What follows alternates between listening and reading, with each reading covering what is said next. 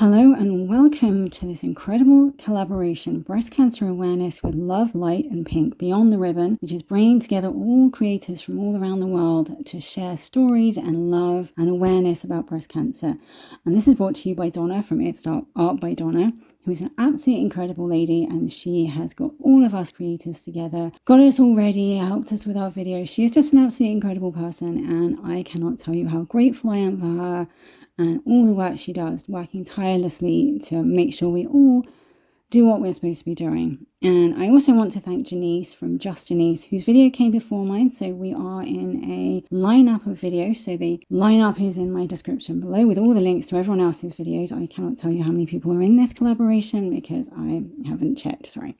But it is down there, so all the links are there. And I'll have the link to the person who is up next, which is the lovely Kristin from APO Creations.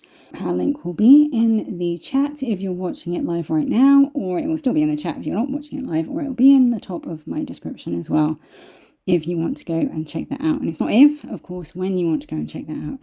So I'm Jane, and my channel is Matilda and Josephine. As you can probably see on the screen by now, there are two little witches being created at this very moment, and they are Matilda and Josephine, and they are mischievous, naughty little witches that get up to all sorts of things. I may have just said that. I'm literally rambling. I have no idea what I'm talking about, but it doesn't matter. So today they are releasing pink lanterns into the sky in memory of those that we have lost, in love for those that we still have, for wishes, for things that we want, just for anything that we need. So they are releasing all of these, and pink obviously is the color for breast cancer awareness, and so that's why they're pink. And of course we have the two pumpkins, or three actually, because it's Halloween, and because if I didn't include the pumpkins they would be very, very cross. And if you've ever watched any of my videos, you'll see that I also have naughty little pumpkins that get up to mischief as well. So they are here.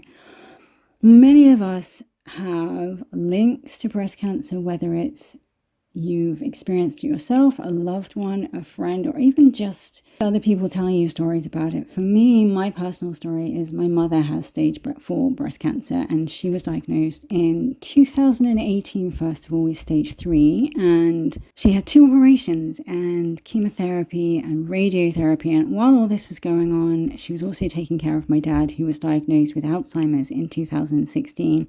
And I can tell you it was quite the stressful year. But when you go through things like this, it is so important to have great people around you. And my sister was my support at that time. I had my husband and my children.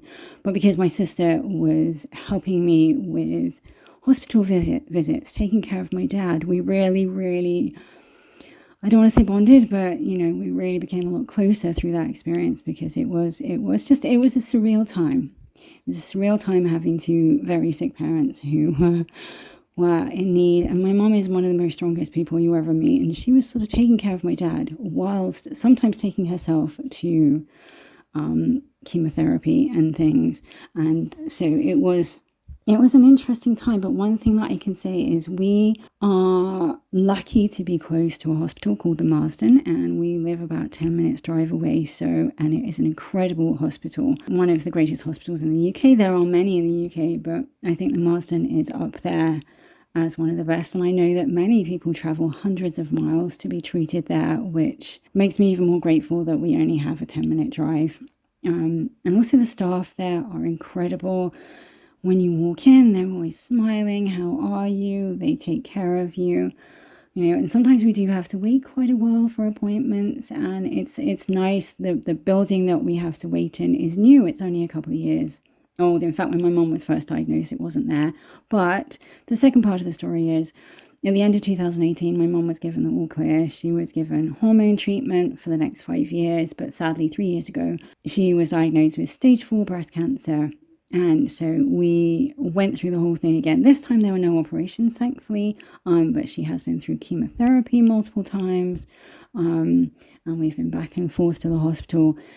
And so it has been a stressful time. And the one thing that I always say is the more support you have in these situations, the better. And support from friends, support from family, support from wherever you can get it from. I mean, the Marsden, they have amazing people. I have numbers in my phone for people that I can call, emergency numbers, numbers just to have a chat with someone. And even though I don't necessarily use those numbers, just knowing they're there gives me the comfort, because as someone who doesn't actually have the disease, it's still very stressful. I'm still, what's going to happen next? What's going to happen at every appointment? We've had a few appointments where it's been, it's not looking good. And then we've had appointments where it's, oh, okay, actually now it's okay. At the moment we're in the okay stage. My mom has just been told that she can't have chemotherapy anymore because it's not really doing enough to justify the side effects, but she's on hormone treatment, and she's actually,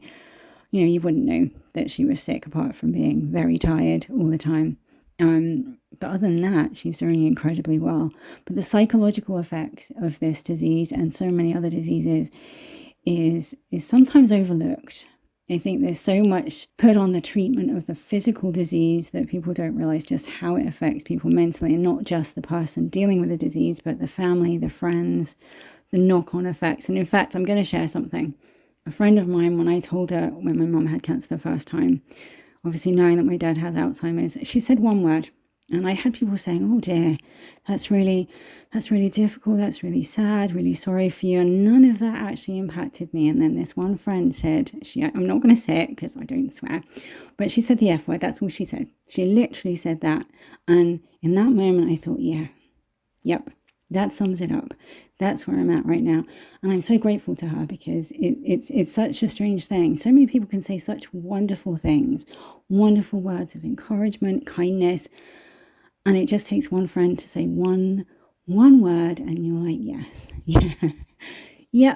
that actually, it made me feel so much better. And I think sometimes you just need to accept that, this is really not fun. It's not good.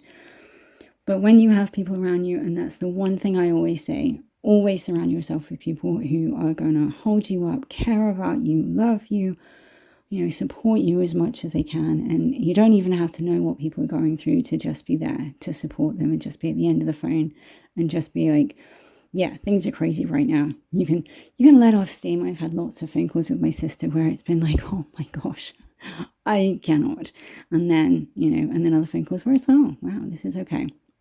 This is going well. But I think, grateful to the Marsden for everything that they have done, grateful to everyone, grateful for all the researchers out there that are still trying to find cures, but also trying to figure out what is causing these things and what's making them happen, so that we don't do the things. And also just people that are pushing healthier lifestyles and taking care of us and the planet.